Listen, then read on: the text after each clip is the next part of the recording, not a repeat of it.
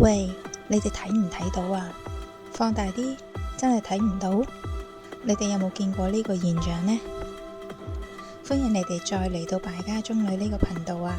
係啊，成年冇出片啊，真係搞唔掂呢一年，真係攰到爆炸。所以呢，其實有啲片之前拍咗，但係一直都冇出。但係今次呢條片呢，我已經拖咗1年，但係我發覺個現象呢都仲喺度喎，所以我真係好想拍呢條片，大家要小心一下啦。你見到佢一粒一粒跳嚟跳去呢，其實佢哋係跳蚤嚟㗎。我呢一條片呢，其實已經係我見過嘅相對唔係好嚴重嘅情況㗎。之前更嚴重嗰啲，開頭諗住一次半次冇所謂啦，所以冇拍片冇影相。話說呢，我同大家一樣都經常淘寶啦，咁有一啲膠兜啊、膠嘅嗰啲容器啊，好多時都會喺淘寶買，因為容易啲量度尺寸，然之後上網買，唔使行嚟行去，方便啲啦。咁我自己幾中意收納嘅，我中意啲嘢好整齊，所以我都會買好多呢啲膠兜嘅。直至到上年應該年幾之前啦，有一次買咗一批膠兜，咁我有清潔嘅，有用梘液洗嘅，咁都覺得冇乜嘢啦。然之後慢慢發覺點解啲手腳咁痕咧，成日都覺得好痕，搽極 cream 係沖極涼都覺得好痕，有嘢咬。跟住呢，就開始慢慢喺度諗發生咩事呢？咁又諗起最近買咗嘅就係淘寶嗰啲膠兜啦，咁就開始留意啦。然之後就發覺有嘢唔妥啦，就係啲兜呢，有好多一點一點嘅嘢，有黑色亦都有白色。今次呢條片呢，大家見到嗰啲係白色，而我嗰陣時見嗰啲呢，就係黑色，有大有細，成家人，我諗唔係成家人啦，係成個族群都喺晒度噶啦。你唔特別去摸佢呢，你係唔覺佢係一個跳蚤嚟噶，你以為係一啲塵嚟嘅啫。點知呢，我突然之間唔知點解有個好奇心，我驚佢係虱，所以我好似呢條片咁樣，揾啲手指甲慢慢咁樣挨近佢，跟住發覺彈走嘅。開頭喺度諗會唔會係靜電呢？靜電令啲塵彈走，跟住再試，就都幾肯定唔係靜電咯。然之後嗰成批嗰啲膠箱呢，我就拎去廁所再大清潔一次，用勁多嘅梘液洗。點知都係唔得，咁跟住就上網揾方法啦。後尾就揾到一個方法，覺得佢係相對可以有效啲殺死啲虱嘅。咁方法就一陣講，我最重要係想大家留意一下，唔好以為淨係淘寶嘅嘢先有呢個問題。淘寶嘅嘢固然之有，我發覺呢，唔係淨係膠兜，任何膠嘅物品佢都有機會有呢個問題，有跳蚤。膠係最嚴重嘅，木啊其他嗰啲我反而發覺呢冇乜或者好少一粒。仲有就係你買任何嘢，如果佢嘅包裝係有發泡膠呢，都係重災區咯。發泡膠有陣時呢，因為白色，而咁啱如果嗰隻虱呢係白色透明，你係唔會覺噶。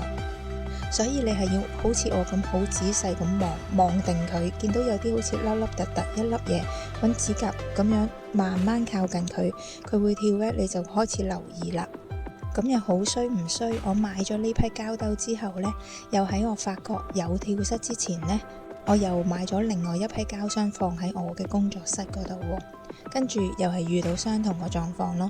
而呢啲跳蚤呢，我發覺係極難將佢清除㗎，因為佢啲媽咪生咗仔，啲仔係可以好似粉塵咁細粒，你見佢唔到，但係呢，你以為你清潔咗佢，肉眼睇唔到，然之後隔一排你會發覺佢哋已經由 BB 變咗媽咪啦。所以呢，第一次買膠兜，無論你睇唔睇到，都會建議你做一個大消毒咯。而我最想講嘅就唔係淨係淘寶有呢個問題，因為我好中意買兜啊嘛，咁所以我其實香港唔同嘅鋪頭我都會去行。最大型嗰幾間我唔知點樣講好啦。嗱，其中一間係平價北歐嘢啦，好大間連鎖嘅，跟住就我哋嘅家鄉嘅城啦，然之後就係比較經濟嗰間啦，甚至乎真係我哋家鄉嚟嗰一間啦。不過你知佢哋而家嗰啲櫃桶都唔係真係日本製造啦，都係中國製造啦。全部都有啊！我想講，只不過係爭在多同少啊。仲有我哋成日去嗰啲幾蚊店嗰啲呢，呢一個就真係重災區啦。特別係如果你想睇得容易睇得清晰啲呢，你揀啲黑色嘅箱，黑色嘅箱入邊我試過一次，哇，每一個箱都有幾十隻喺度。我發覺近排已經好咗少少，但係唔係冇啊，都係有啊，只不過過咗最嚴重嗰個階段。仲有就係咧，呢啲跳蚤係蔓延得好快噶。如果你屋企有幾個膠箱，只需要你有其中一個膠箱有一隻跳蚤，你就會發覺好快所有膠箱都會有。所以咧，你每次買呢一類膠嘅產品，最好咧都係大清潔一次。特別係呢一類嘅膠箱，我發覺係重災區咯。仲有最近我買咗部乾衣機喎，咁你知包裝乾衣機嗰啲係一個大紙箱，然之後係一啲好厚嘅發泡膠啦。哇，真係嚇死你！我又係一個好奇心喺度揾啦。每一條發泡膠，每一嚿都會有幾粒勁大粒嘅塞咯。唔知係咪因為佢大隻啊，佢嘅彈跳力係好勁嘅。我懷疑有一兩隻已經跳咗去屋企唔知邊度。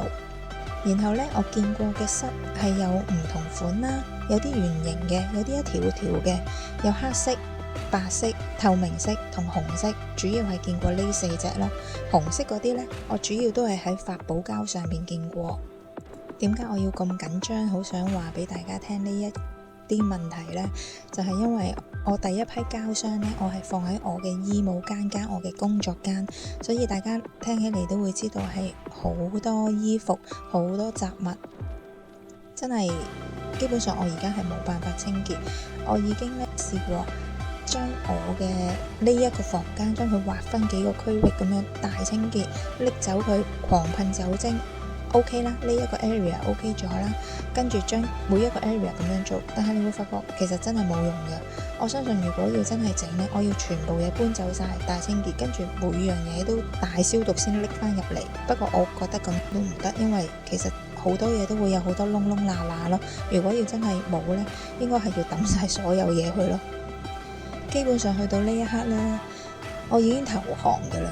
佢過咗開頭最辛苦嗰個階段，開頭我係覺得地下我企喺度都有嘢咬喎，佢仲蔓延咗去我嘅房出邊，就係廚房啦，跟住就行去廁所啦，周圍都有嘢咬，咁搞到呢，我係連續好多日用好強勁嘅酒精去抹地，咁樣先至 fix 到呢個問題咯。好啦，咁我講下啲虱，如果一買翻嚟點樣可以比較有效咁可以殺到佢啦。咁我上網做過一啲資料搜集啦，就係話要用一啲極高濃度嘅鹼液或者酒精，係要個份量要好充足，係充足到你係可以成隻虱浸過佢，係要浸過佢，好似係令佢血水定乜嘢咁樣死咯。咁呢個我測試過呢，鹼液唔可以完全做到呢樣嘢，因為我其實已經做過係極高濃度嘅鹼液浸都唔得。跟住再加極高濃度嘅鹼液去到散佢都唔得。我覺得最有效嘅呢都係酒精咯。咁你好難可以真係成個兜去到浸住一啲酒精噶嘛。咁我呢就係噴，但係呢我用嘅噴霧唔係好霧氣嗰種啊，係好大水珠嗰啲噴，係噴到嗰件嘢呢滴水滴到成地水咁樣，所以我係拎去浴缸嗰度做呢樣嘢咯。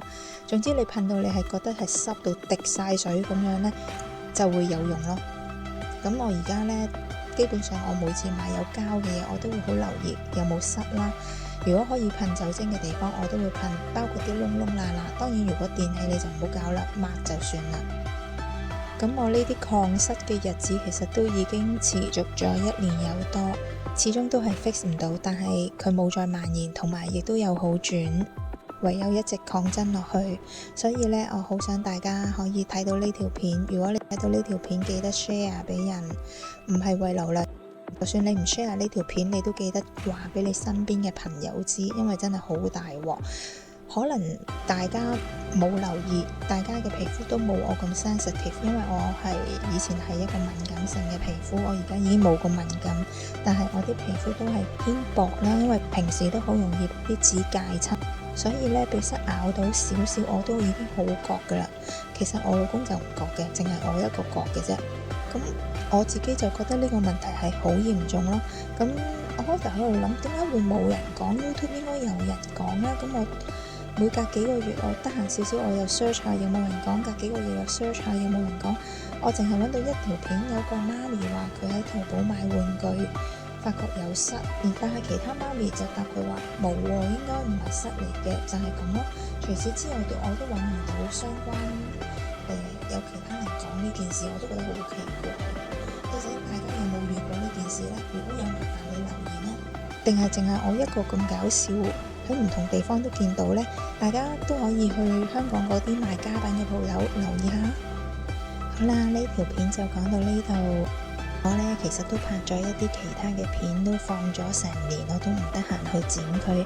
嚟緊我真係會盡量抽時間剪翻啲片推出翻，希望大家再見到我啲片啦。同埋呢，唔好咁狠心 subscribe 咗嘅唔好走人喎，記得得閒都要嚟睇下我啲片啦。拜拜。